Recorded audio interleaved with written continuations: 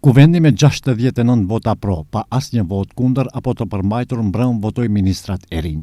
Ministri i ri i drejtësisë u zgjot Jeton Shasivari nga koalicioni Vlen, ministri i bujqësisë, pylltarisë dhe ekonomisë së ujrave Borçe Serafimovski nga Lëvizja Znam, ministri për marrëdhënie ndërmjet bashkësive Agon Ferati nga Vlen, ministri i shëndetësisë Sasho Klekovski nga VMRO DPMNE, ministri i turizmit dhe kulturës Sedat Sulejmani nga Vlen, ministri i politikës sociale, demografisë dhe rinisë Gjoko Velkovski nga VMRO DPMNE, ministri i veçeverisjes lokale Ivan Stojlković nga Partia Demokratike Serbe, ndërsa ministër paresor Erxhan Demir nga VMRO DPMNE. Riformatimi i qeverisë u shoqërua me një debat të tensionuar mes pushtetit dhe opozitës. Në fund të seancës, kryeministri Hristijan Mickoski u kërkoi falje deputetëve dhe qytetarëve për ngjarjet që shënuan seancën parlamentare.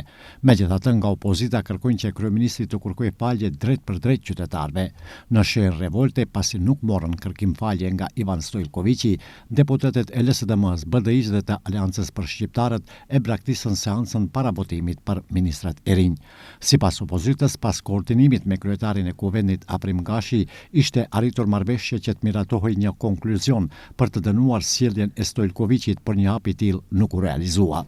Akoma pa nisur mandatin si ministër për veçeverisje lokale, Ivan Stojlkovići dëshmoi edhe një herë pse është llumi i kësaj qeverie.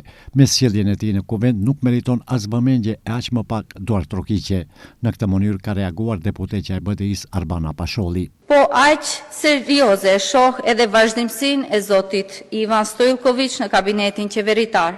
Edhe në këtë kaluarën kemi kundërshtuar emërimin e tij, për arsye jo personale, por sepse besojmë se marrëdhëniet ndërmjet bashkësive kërkojnë figura që ndërtojnë ura besimi dhe gëzojnë respektin e të gjitha komuniteteve. Marrëdhëniet ndërmjet bashkësive nuk janë një resor ceremonial, ato janë një nga shtyllat mbi të cilat është ndërtuar stabiliteti i këtij shteti. Nëse pjesëtari i komunitetit prej 1% mund të udhëheq me gjithë pushtetin lokal, atëherë çdo argument kundër një kryeministri shqiptar rrëzohet automatikisht, ishte mesazhi nga foltorja e Kuvendit e deputetes së Lidhjes Shqiptare Ilire Dauti. Ju duke vendosur një ministër i cili i takon komuniteti që 1% bën pjesë në popullsinë e përgjithshme dhe e vendoni mbi të gjithë dikasterët, pra 81 komuna sa ka shteti jon, vendi jon, pushtet lokal, në mesin e të cilave një numër i konsiderueshëm i këtyre komunave afër 17 me shumicë shqiptare, ju jeni duke na treguar se veç keni filluar të reflektoni.